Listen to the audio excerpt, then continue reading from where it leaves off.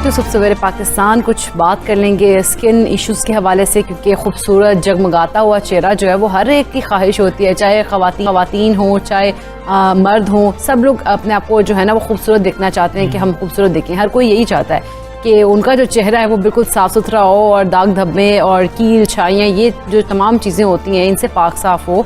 ख़ास तौर पर ख़वातीन जो होती हैं वो बहुत ज़्यादा इस मामले के हवाले से संजीदा नज़र आती हैं हमें, क्योंकि हम देखते हैं हमजा ख़वातीन ही ज़्यादा जो है ना स्किन स्पेशलिस्ट जो है वो कहते हैं कि हमारे पास ख़वातीन ही ज़्यादा आ रही होती हैं। हैरत की एक बात यह है कि ख़वातीन ज़्यादा जा रही होती हैं, दानों के मसाइल इस तरह की चीज़ें, ये मसाइल शायद आमतौर पर ऐसा लगता है कि ज़्यादा शायद ख़वातीन को ही इनका सामना करना पड़ रहा होता है। और उसके अंदर क्या फैक्टर्स हो सकते हैं? क्या वो ज्यादा क्रीमें लगा रही होती हैं, इस वजह से भी जाहिर सी बात है टोटके इस्तेमाल कर रही होती हैं, और एक्सपीरियंस अपनी स्किन के साथ बहुत ज्यादा कर रहे होते हैं। हम तो नहीं समझ सकते, मैं खुद नहीं समझ सकता, इकरा खुद से तो अंडरस्टैंड नहीं कर सकती कि हमारी स्किन टाइप क्या है। हम उसके ऊपर टोटके करते रहते हैं। 2 बहनें 3 बहनें हैं, वो तीनों एक ही किस्म का अच्छा तीनों की स्किन टाइप है वो भी डिफरेंट होगी, लेकिन जो है वो टोटके तीनों ही कर रही होंगी घर में, तो वो फिर जिसकी स्किन टाइप से वो मिल गया उसके लिए तो सही हो गया, फायदा हो गया। लेकिन जिनके नहीं होता उनके पे फिर दाग धब्बे और जिस तरह की चीजें हैं मसाइल का सामना करना पड़ जाता है। खैर खास तौर पर हम देखते हैं कि जो दाने हैं ना बहुत ज्यादा फिर वो रिएक्शन जो होता है ना वो उनकी वजह से होता है। ये जो आप रंग बिरंगी क्रीमें भी इस्तेमाल करते हैं, उन दानों को जो है ठीक करने के लिए जो ऊपर क्रीमें लगाई जाती हैं उससे अक्सर ऐसा हो जाता है कि मजीद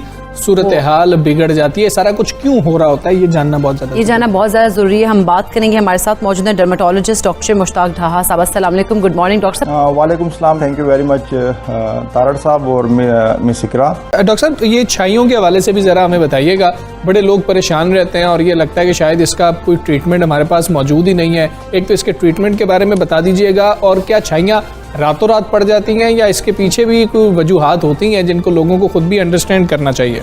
देखें, जो छाइयों की 2-3 मेन वजूहत हैं उसकी ना, जो इसके कॉजेस हमने पढ़ा भी है, हमने प्रैक्टिस में भी देखा है, और हम लोग देखते हैं कि जो लोग आ रहे होते हैं वो भी वही चीज़ें ही करके आ रहे होती हैं जो उसकी पॉजिटिव फैक्टर्स है उसके। फर्स्ट ऑफ ऑल ये कि जो सन एक्सपोजर है हमारा, जिनका सन एक्सपोजर ज़्यादा होता है उनमें पिगमेंटेशन के, मिलाजमा के, छाइयों के, फ्रैकल्स के चांसेस ज़्यादा होते हैं। First I want to clear कि पिगमेंटेशन, मिलाजमा, छाया, फ्रैकल्स ये एक ही चीज़ है।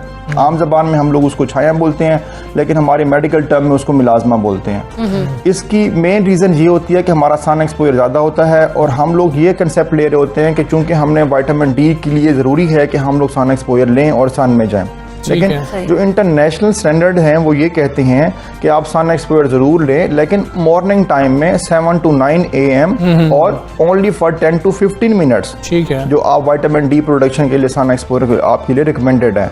हाँ, फर्दर जो विटामिन डी की रिक्वायरमेंट पूरी करनी है उसके लिए विटामिन डी सप्लीमेंट्स लें, जो कि हमारे पास मार्केट में अवेलेबल हैं।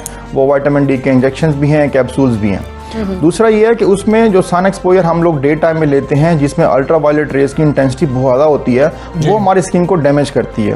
वो ना सिर्फ पिगमेंटेशन कॉज करती है बल्कि वो स्किन को एजिंग की तरफ लेके जाती है। आप देखें, आपने भी सराउंडिंग सोसाइटी में ऑब्जर्व किया होगा कि जो लोग धूप में ज़्यादा होते हैं या धूप में काम ज़्यादा करते हैं उनकी चेहरे के ऊपर झुर्रियाँ आना शुरू हो जाती हैं, तो वो एजिंग की तरफ जा रही होती है skin, as compare to those people के जो लोग थोड़ा सा ख्याल करते हैं और सन एक्सपोजर अगर ज़रूरी भी हो, मतलब उसको अनअवॉइडेबल हो, तो फिर वो लोग सनस्क्रीन यूज करते हैं या सन ब्लॉक जिसको हम आम ज़बान में बोलते हैं वो इस्तेमाल करते हैं। और इसका दूसरा फैक्टर ये है कि जो पिगमेंटेशन है इसको हम प्रेगनेंसी इंड्यूस्ड पिगमेंटेशन भी बोलते हैं, जो कि प्रेगनेंसी के बाद होती है। सही है डॉक्टर साहब, बहुत शुक्रिया आपका। उसको सबसे सवेरे आप बात कर रहे थे और बड़े मसाइल जो स्किन से रिलेटेड है, खासतौर पे जब हम स्किन की भी बात कर रहे होते हैं तो हमारा ज्यादा फोकस चेहरे की तरफ ही। बिल्कुल ऐसा ही है। अच्छा, इन